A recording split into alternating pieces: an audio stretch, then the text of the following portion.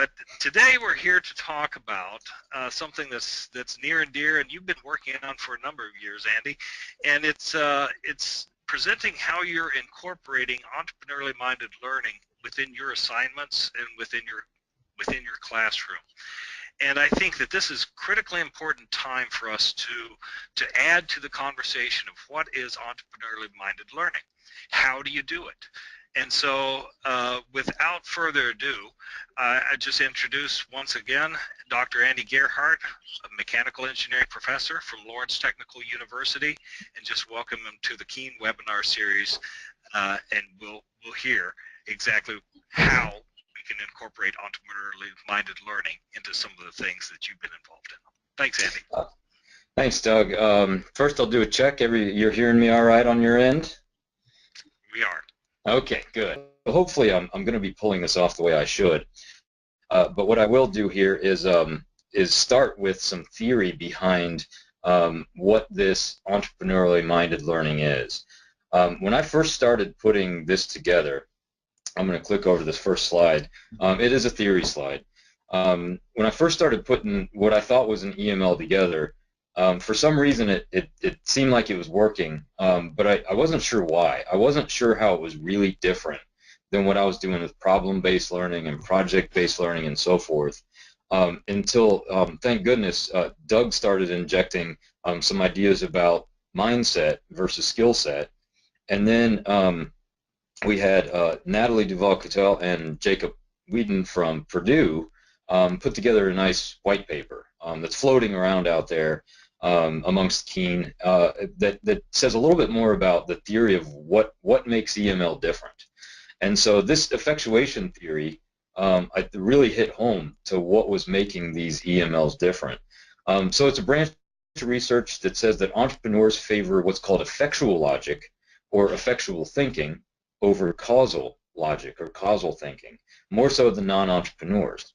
I think this next slide really brings home what it really means. Now, the first thing I'm going to say is when you look at the left side, you're going to see what's mentioned as managerial thinking, which is also causal.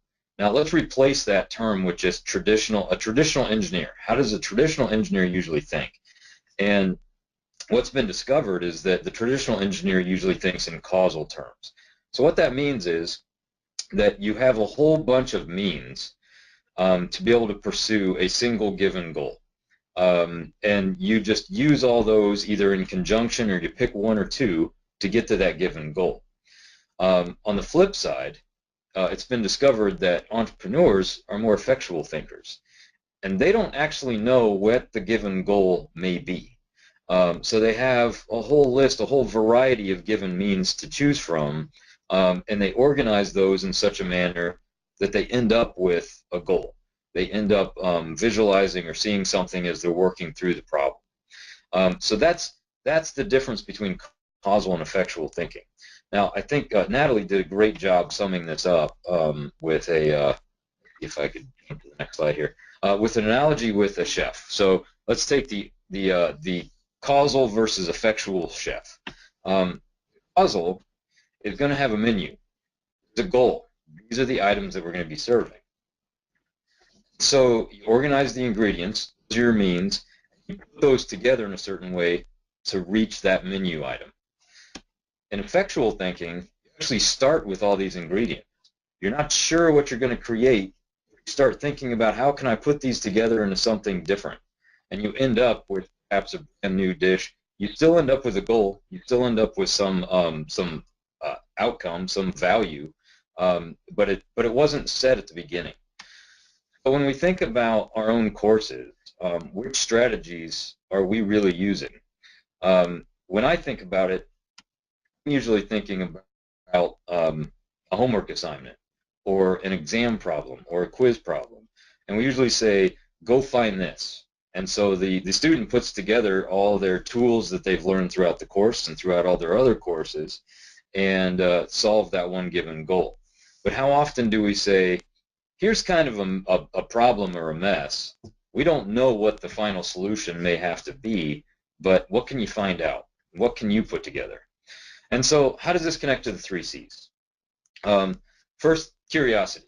The effectual thinker's focus is going to be on learning and discovery over actually, let's say, doing the calculations or doing all the execution. That'll still be a part of it, but there's going to be a big focus on learning and discovering. Instead of creating a plan and avoiding all these unknowns, they actually want to push to embrace what can we learn from new information? What can we seek out that's different and create value from that, which we're coming to. Action. These are the basic tools for an effectual thinker. We focus on all the different tools that we have, all the current knowledge and skills and resources, then we can connect those together to end up with a different product and recognize an opportunity. When we recognize that opportunity through connections, ultimately we can create value. And that's going to be in partnership with others, and that's going to be a key component to the difference between, let's say, problem-based learning or a homework problem and what we consider entrepreneurially minded learning. What are the pedagogies for an entrepreneurial mindset? First of all, when you think about the 3 C's and what they really mean, entrepreneurial learning is best manifested in student-centered types of learning. And there's multiple types of those, and I'll discuss that in another slide coming up.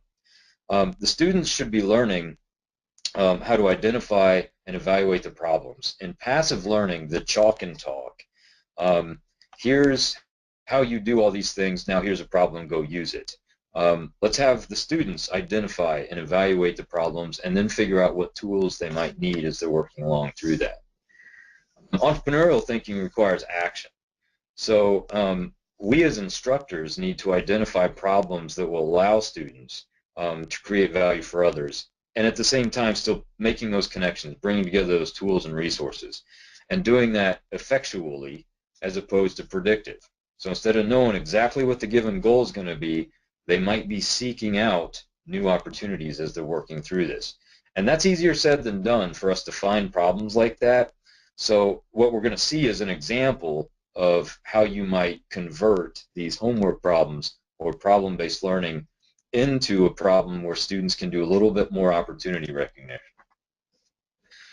One of the things, and this is I'm going to attribute this to Natalie, as well as a group of others that have put their minds together and come up with a little bit stronger definition of entrepreneurially minded learning, that we spend so much focus grading the students on the content, on their answers, and not oftentimes on the solution. And students will ask me, you know, hey, can I get the solutions to these? I'm like, I tell you what, maybe I can give you the answer. I want you to figure out the solution. And so perhaps we need to figure out how we can grade how the students are thinking along the process. We're still going to have to grade them on the content, on the skills that they learned. But can we also assess them on how they think and how they approach the problem? So I mentioned that entrepreneurially minded learning is usually best suited with student-centered learning. And so there's lots of different options for that. Problem-based learning is the one I keep mentioning. Project-based learning is very similar, but of course you'll usually have some actual product that was produced, something that you've made. Case-based learning, something Rose is spending a lot of time working on right now and developing some case bases. And inquiry-based learning, which is fairly popular in a lot of physics courses, actually. So these usually emphasize, in their purest forms, skills. You know, my example, and the one you're going to see here, is the student is asked, figure out the size of a pump that you need to move water from point A to point B. And that's just a skill, and you can pose a great problem-based learning or project-based learning doing that. Usually it doesn't emphasize the mind-based stuff. It does a few. By their very nature, they have to do some mindset. Teamwork is always a big part of that, and that is more of a mindset, how do I work with a team, than it is a skill, although it's a little bit of both. But what about like identifying unexpected opportunity? That oftentimes doesn't come up in a case-based learning, for example. So if we incorporate elements of the entrepreneurial mindset into these active pedagogies, that's what we're really referring to with entrepreneurially minded learning. Doug likes to refer to this, and I agree with him, as a stack.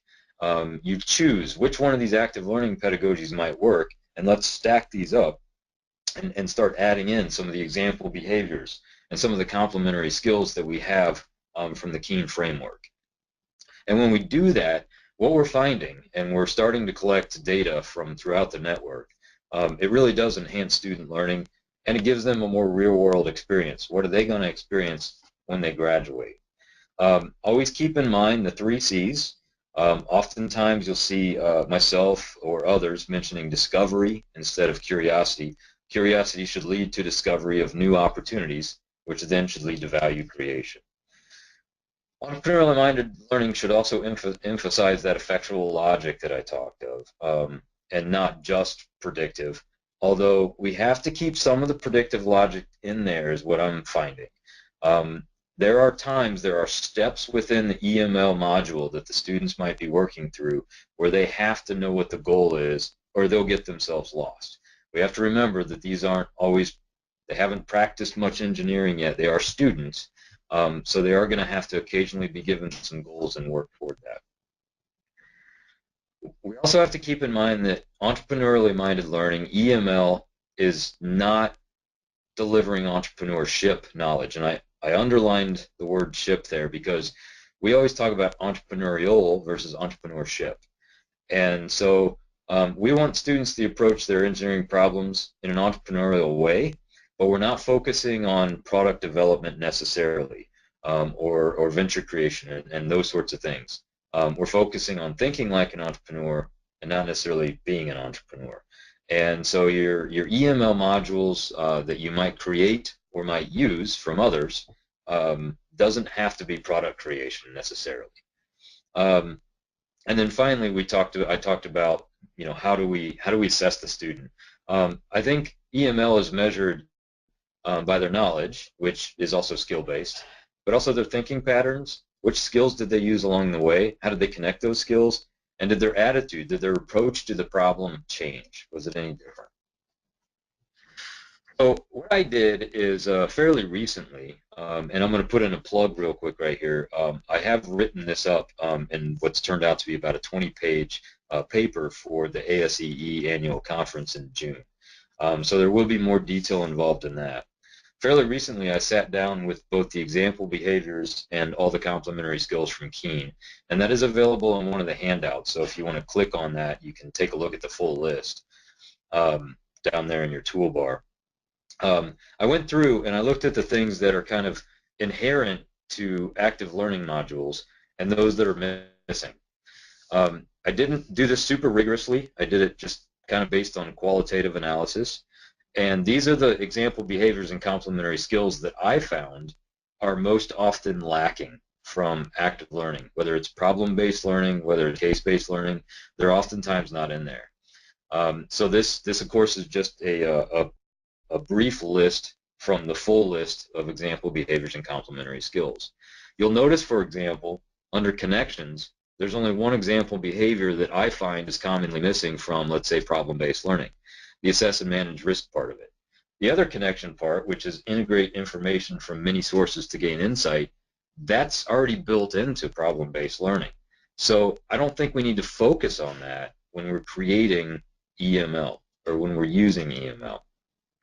So, you know, this will be available as well as in paper form. So while there's a lot here on this slide, I'm going to actually move to the next slide so we can actually bring this together in something realistic, a real-world example. So I'm going to start with a homework problem. And I'm going to take a homework problem, and then we're going to convert that into problem-based learning, and then we'll convert that into entrepreneurially minded learning. I'm going to have a couple questions for you to chime in with, so be prepared on that question bar there as well. So the example I'm going to take is from one of my common engineering core courses. Architectural, chemical, civil, and mechanical engineers all have some form of a fluid mechanics course. Typically, it's in the junior level, the 3rd year. And the example I'm going to use here,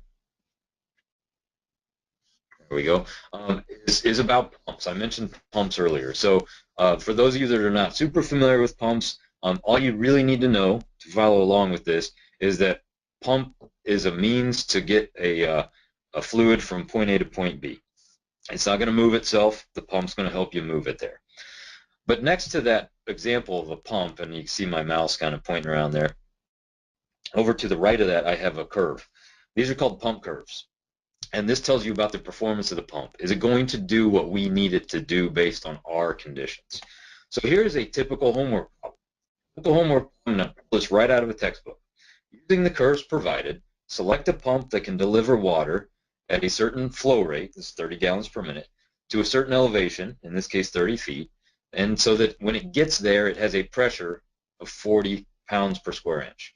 Very typical homework problem. It's not especially difficult for the student. This might be their first experience doing anything with pumps, so it may take them 15, 20 minutes, maybe even a half hour to work through this, probably not that long. But it's a very skill-based problem. So let's take a pause from that homework problem and look at problem-based learning. If you're not familiar with problem-based learning, there are certain features that they incorporate. The first one is that the learning is initiated by a problem. And usually it's got what we call a hook statement. This is like the fish hook. It grabs hold, and the student loves or is really into this problem so much that they want to pursue it. Love is probably a pretty strong word, but oftentimes it will interest them and catch their attention. Second, they're usually complex, they're real-world situation, usually open-ended. The information to solve the problem is not all given up front. If we look back at that homework problem again, it's very clear. It's 30 gallons per minute, it's going to be 40 psi, and it's got to go up 30 feet. A lot of that information may not be given all up front. The information that they need to solve the problem is also not necessarily all given up front. They need to make connections, and that's inherent to it, to identify and find the resources they need. Oftentimes, this is what we call staged or progressively disclosed, where maybe in the first class period, the professor introduces this problem, and by the second class period, they're given some resources to take it to the next level. Finally, the students work in groups, and then the learning is very active and integrated because they're solving this together as a team, and so they have to stay connected, and it accumulates, it builds as the problem is moving. Okay, so here is how, and this actually, we did this at Lawrence Tech, we converted this homework problem into a problem-based learning module. And here's the problem-based learning module. So you purchased a primitive cabin up north, and for those of you from Michigan, you know what that means, situated in the forest near a lake. It has no plumbing, and you'd like to upgrade the cabin, turn it into a quaint vacation retreat. Design the water supply system for the cabin meeting the following expectations. It's a two-story cabin. It's 30 feet above the lake. That should look familiar. Needs to meet basic water for comfortable living, shower and faucets. Now, by the way, I'll interject right there that typical water pressure at your house is somewhere between 30 and 40 pounds per square inch, which is exactly what the homework problem wanted. And then the final bullet point, each water consumption unit should be controlled independently, and they all should be able to be used at the same time. Okay, so at this point, this is a good time to actually open up the handout that's titled, it's actually number 1, titled Fluids PBL Activity. And on this very next slide, there's questions. And these are the same questions that are on the handout. On the handout, it's got the original homework problem, it's got the PBL, and it's got these questions. And so what we want to do is take about 3 to 4 minutes, and if you're just sitting there by yourself, try to answer a few of these questions. If you're there with a group, you can talk it out, discuss it a little bit. So normally I would call this a think, pair, share. In this case, we'll call it a think, formulate, share, because you might be working by yourself. So think about these questions, formulate a few answers. You might not make it through all of them. And then in the questions, you can pose some of your ideas. Be sure to number which one you're answering if you got some ideas, and throw them right there in the question box. So we'll give you a few minutes here to think about that while we just sit and wait for some of your responses to come in. And then Doug's going to be able to see those, and he'll pull out a few and throw a few answers out there to these questions.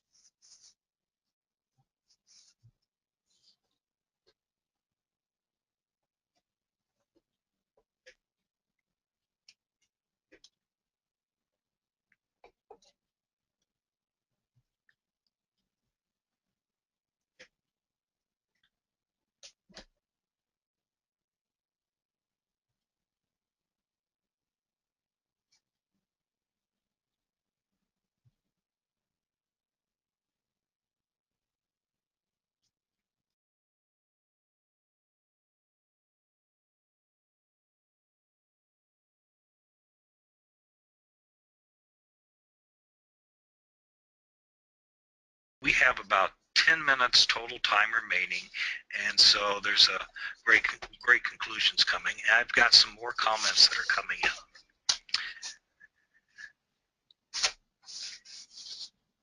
I'll consolidate these. So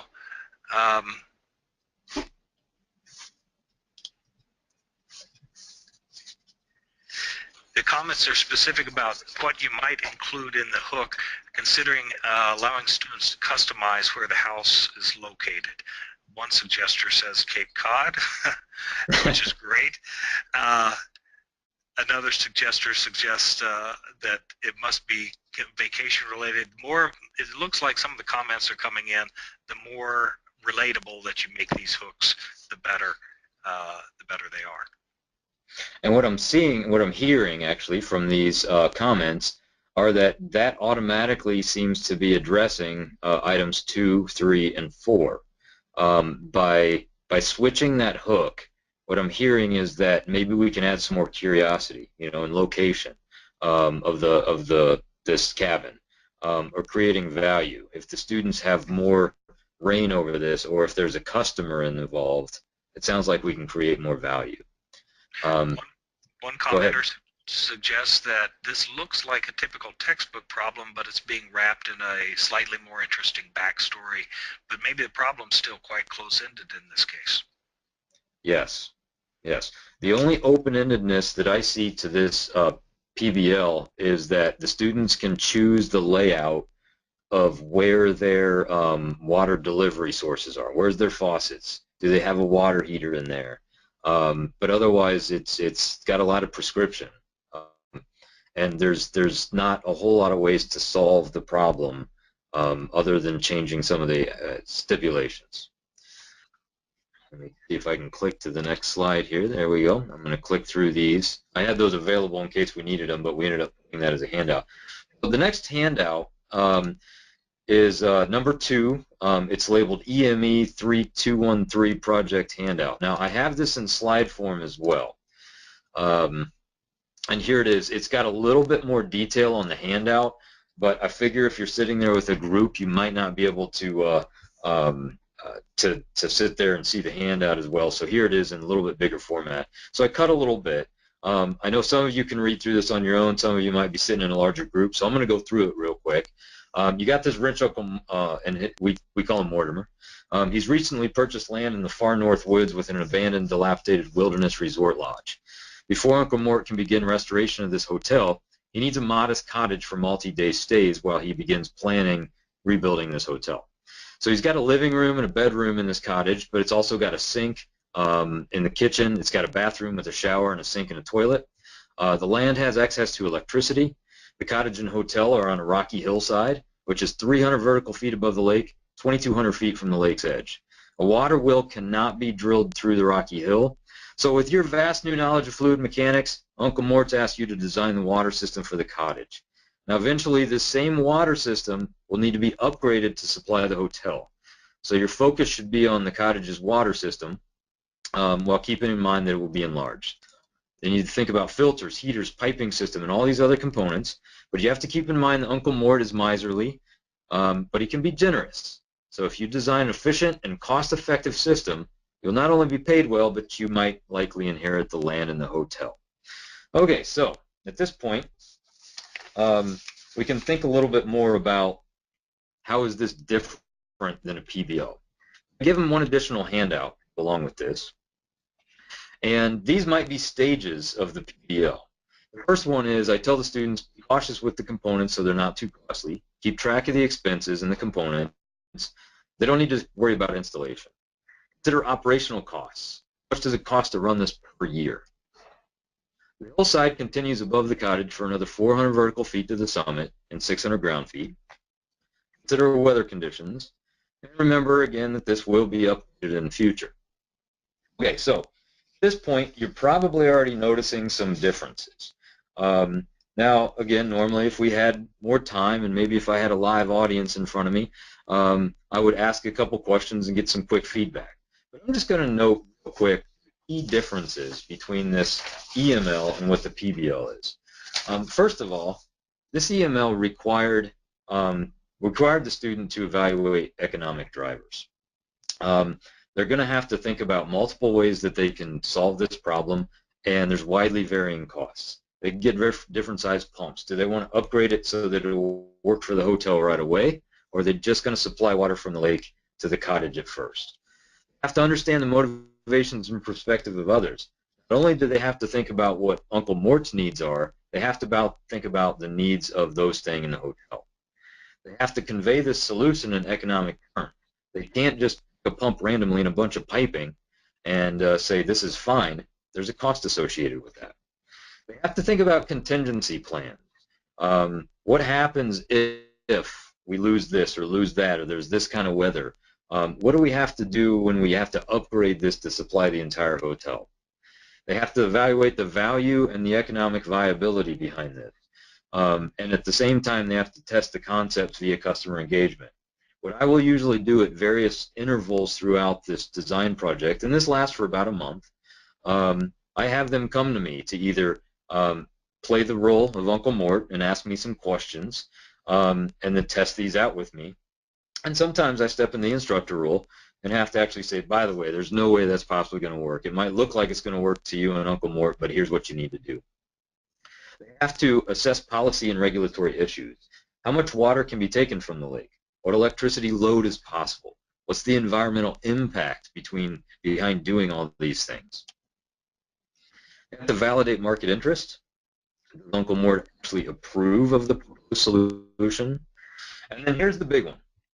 What about where in this EML is there discovery through curiosity, which leads to finding these unexpected opportunities and creates extraordinary value? Is there anywhere in there that students have to explore a contrarian view of accepted solutions?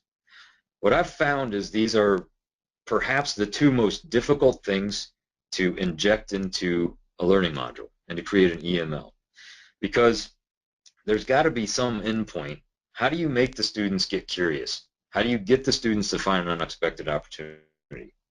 Well, if we were to look back at the previous slide, in the handout, there's that one little point that says, oh, by the way, the hillside continues above the hotel for another 400 feet and 600 ground feet. Now that's steep. That's really steep. And they're not going to be able to do much with that land. On the other hand, some of the students stumble upon the idea that there's such a thing as a water tower. And if they put that water tower all the way up on top of the hill, they can actually use a really, really small pump and fill up that water slowly. And gravity will give them the pressure and the flow rate that they need when the water is needed. They can actually pump that at nighttime when electricity rates are much, much cheaper. And then for emergencies, they can have a little valve up there that'll let them know that the water level's getting low and the pump can kick on. That's finding the unexpected opportunities. That system does not need to be upgraded. It's already ready for the hotel. It'll work for the cottage and it'll work for the hotel. That's extraordinary value to your customer, Uncle Mort. So I've created a bunch of these. I think the keys are you need to have maybe some unexpected alternatives in there. You need to have a customer. You need to be able to reevaluate the opportunities, be able to talk to the customer. Then the student will really get those other example behaviors and those other complementary skills. And then I usually use a similar theme. I have now created a whole bunch of these ideas for Uncle Mort. I'm just going to put this list up here real quick. Sub-points, make a note of some of the other hidden, what I call Easter eggs that are hiding out in there that the students have to discover. I had him buy one of the islands off of Dubai recently to manage his oil interests. It was near enough to the coast that the students could have just piped the water in from the coast instead of creating a desalination plant. Only a few students discovered that. The ones that didn't, once they heard about it during our review session and feedback session, they were kind of blown away. It's a lesson that they soon will not forget. So even if they don't stumble upon it, it's something that will stick with them, and they'll get that whole opportunity recognition out of it. Andy, Yep. you know, as we wrap up, and we do have to wrap up, but I just want to point out some of the key things that you've done. You've taken the effectual thinking idea and drawn some distinctions between ACL, PBL, and EML, specifically the opportunity seeking portion. And you've also provided us with an example. Thank you for the handouts. That will continue to serve our participants and the network as we continue. And then I guess I also want to just say that the deck that you've provided, you're going to make it available to us. Yes. And we continue to encourage questions directed to the foundation, but more importantly, directed absolutely to Andy. He's welcomed, in our discussions in preparation for this webinar, he's welcomed your questions be directed to him, and it's part of the network side of Keen that really does work well. And then also you pointed out that the detailed content is in a forthcoming ASEE paper, and I see you're getting to the looking for more slide. So if you just make a few brief comments about other opportunities to connect further and get into the details. So I love talking about EML. It's become something fun the students love. So as Doug said, please question me, email me, call me. Meanwhile, we have 2 EML workshops coming up. We've got one in June at Dearborn, and we've got one in Salt Lake City in August. You'll be able to experience some more of these firsthand. I can send you some other resources if you need them. You'll actually be on a team and try these out. You'll play the part of the student, and then you'll be able to develop your own. We report out at the end of these workshops so that you actually got something to start with, and we'll give you tons of feedback. So if you're interested, look into those. Go to the Keen website, and we'll have the registration for those coming up soon. And for creating these EMLs, you'll actually get a stipend out of this. So it's a great opportunity for you. And that's all I got, Doug. That is terrific. We have one last question, and I think this is an important question. How do you assess this work when it's so dependent, so student-centric and opportunity-dependent? Are there rubrics? Before you answer that, well, let's leave our participants with a little bit of a mystery. You know, if you can answer that, Andy, and put that into something that we'll put into a package, we'll send it out to all the participants that were on the call today. They can take a look at that package, see the slide deck, see the handouts, but then also possibly see some of the thoughts that you've got on how you do some assessment. We'll just whet the appetite there. And that sounds like a good idea. I'll add one last thing. That question is answered in the ASEE paper. There's both direct and indirect assessment in that paper.